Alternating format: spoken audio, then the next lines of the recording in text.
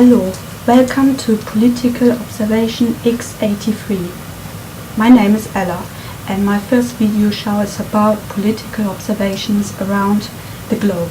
It will highlight current issues which are not mentioned in corporate media like BBC, CNN, newspapers and magazines.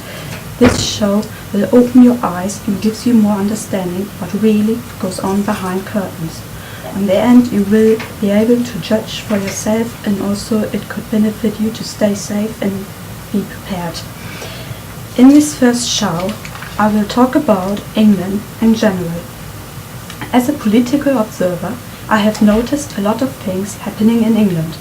The prices for products like clothing, fish, meat and vegetables are rising, and products like crisps, rice, some shampoos, cereals are getting lesser in quantity. You get less quantity for the same price, or they do price inflations. The same principle applies in housing market. The rent increases for tenants. If you have a mortgage, the interest rate increases.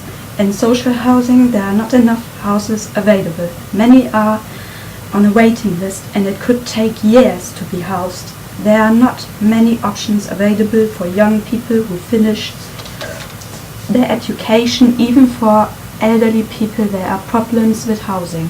Their pension is too small and in value, and they rely on social housings, elderly homes or other facilities. Unfortunately for elderlies, there are not enough caring put in place.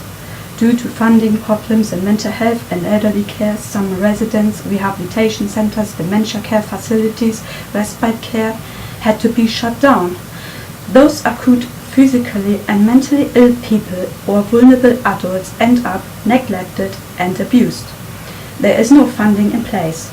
At the moment, NHS, which is a health insurance for everybody registered as an English national or home resident in UK, has a high demand due to the increase of diabetic type 2, dementia, mental illnesses and conditions, heart diseases, obesity and substance abuses. NHS is strained by all of those mentioned factors. Now people have to work harder and longer for less money, which increases stress levels and physical illnesses. It does not surprise me that there is no funding for NHS in this current crisis. In England generally there are many funding problems and issues. In private sectors, companies have to reduce their staff to make ends meet. That means there are strains on people have been left behind, more hours and stress levels, or they shut down completely, like Staples, Microsoft, car industries, or companies emerge together, like Currys and PC World. Many English people do 0-hour contracts, temp working in part-time jobs. This is a growing issue. Now England has to get meat, for instance, from Brazil, because it is cheaper labor and cheaper facilities for farming and agriculture. Now the meat and cereal products are coming from other countries like Africa, Brazil and China. Farmers in England are in stress with the demand of companies. Farmers have to use biotech and grow their products quick and fast. We are in England overpopulated due to immigrants and ever-growing society. The demand on food and resources are very high, which is a problem globally. UK like to see themselves together as a unity, but now they like to separate from one another. The referendum is on the 18th of September. Scotland like to be independent. I do not blame them. Independence is for everybody a dream, and it should be benefited and appreciated. The problems are funding. Can Scotland really survive on its own? Central bankers prophesying a risk, and they warn Scots for doing so.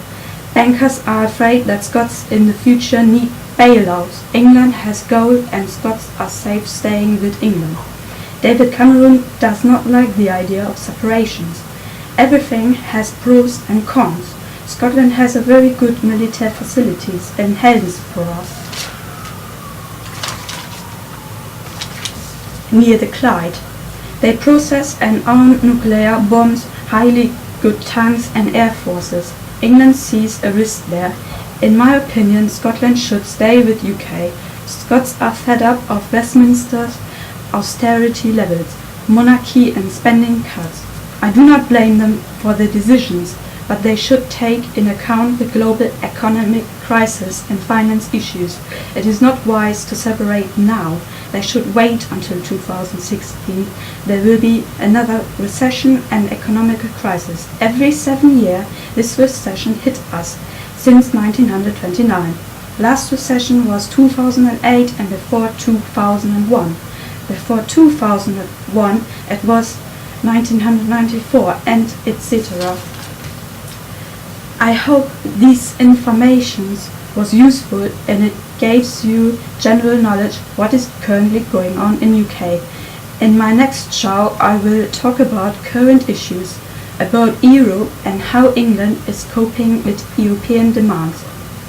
Thank you for listening to my very new show. Please take care, be safe and be prepared.